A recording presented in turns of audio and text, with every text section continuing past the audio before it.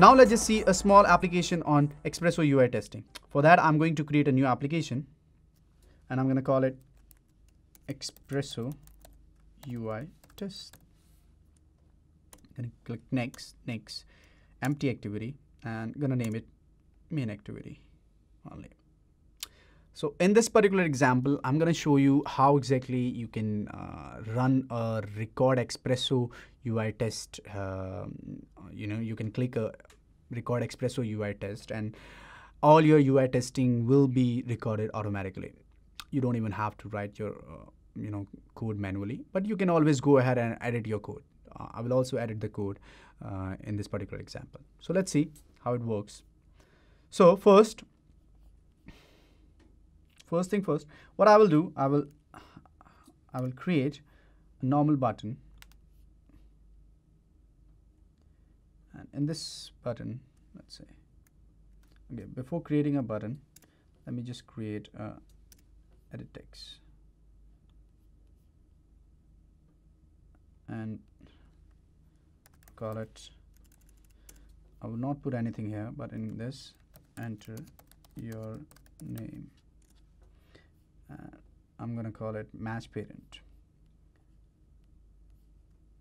Let's say edit 1. And I'm going to put a button here, which will call next. And I'm going to give the ID B1. So it will be a pretty simple application. You click on this button and you get transferred to the next activity. So I'm going to put a on click attribute. I will call it do something. Again, to create this,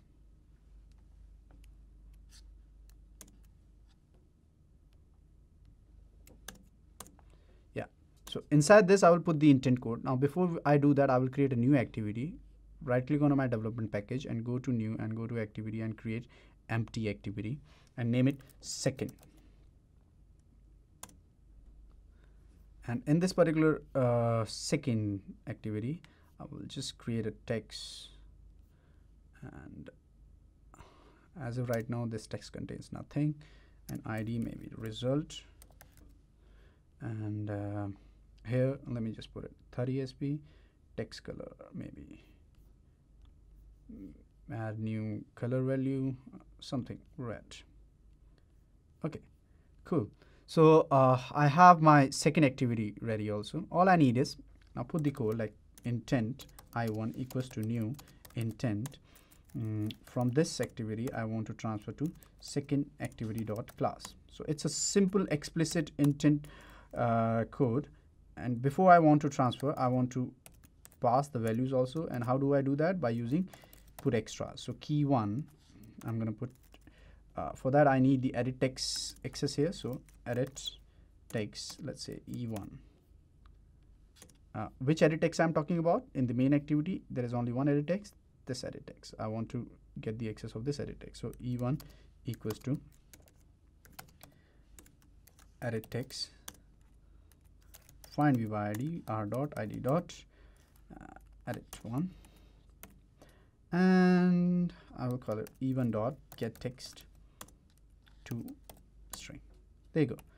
That's it. So, and one more thing I need to put, that is trigger the intent by using start activity I1, and it will transfer you to the second activity. Now before I go ahead and access the data in second activity, I need to get the access of my text view there, which will show my data which I'm getting from my first activity.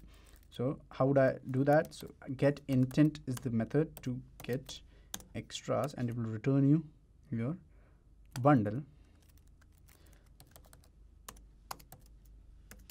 So you can get, everything is now in bundle, so you can get that in a string because it's a string data. So b1 dot get string, and provide the key was key 1, and all you gotta do is, okay, before I use this tv1, I need to provide the access. I need to instantiate it by using find view by ID, the same text view result. Yeah, once I do that, now tv1 dot set text will work. S1. Cool. So as of right now, you can see if I run this application,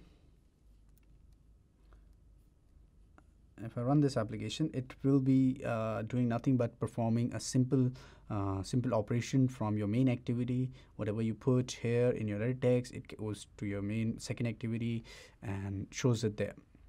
So now my application is up running. So let me just put some data here, Lalit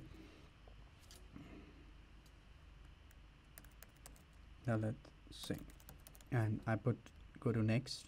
There you go. My data is being transferred. So let's say I want to test this. Here this time I really tested on my own, but this is a very simple example for testing. But let's say I want to test this same example.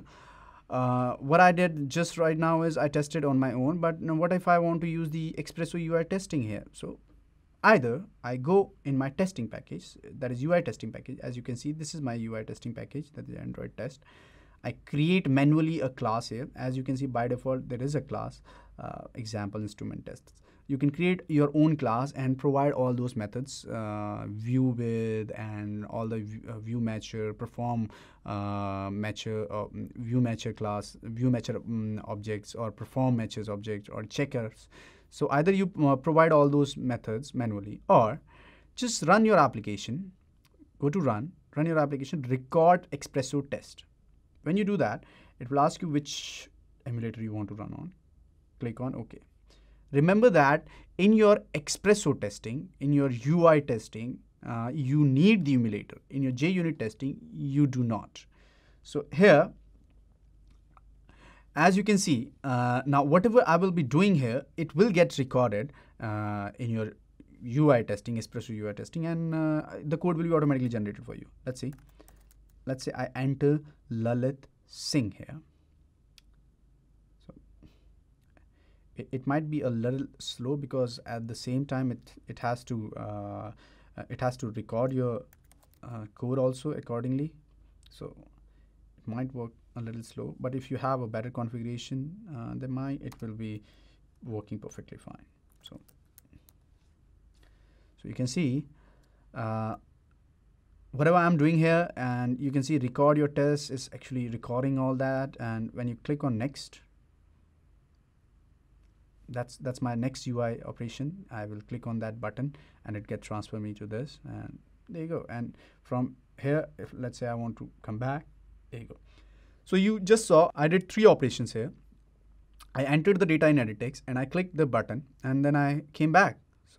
So once I'm done, I can just click on complete recording, and you can give the name, the class name in which you want to save all this. Let's say main activity test only, save it. So you see inside my Android test, now there is another class known as Android activity test. And inside this, you can see all this coding which have been generated for me is actually nothing but whatever I did there. As you can see that on view, it founded first edit text with a parent this and with parent of this, and if it is displayed, and whatever the text is, the text which I put was Lalit Singh, right? And then close keysoft. So at that point of time, your keyboard was not on. So in the same way, the button was also checked, and at the end I pressed back button. So you see the whole code has been generated for me. You didn't even put a single code. Now how do you actually test it? All you have to do is click on your testing file and run main activity test. So now what will happen? Whatever you just performed or recorded, your emulator will do it for you. You don't even have to click it now. It will automatically perform all those operations. If there is any problem there, it will show you. See? I'm not even clicking anything, but there you go. And you can see in the progress bar that test has passed. So that's how you can use the testing, right? So if you have more UI testing to be done, you can just record those, or you can just use these method and edit these method. Like let's say I want to fail this. As of right now, this test is able to pass because all these parameters are good. Let's say I want to change this parameter. Now, it will try to find a button with the text submit, but it won't be able to find it because there is no submit button as with the text submit button, right? There is no button with the text submit. So again, I will run this. So this time around, the test should fail. See, test failed. And you can see why exactly test got failed also.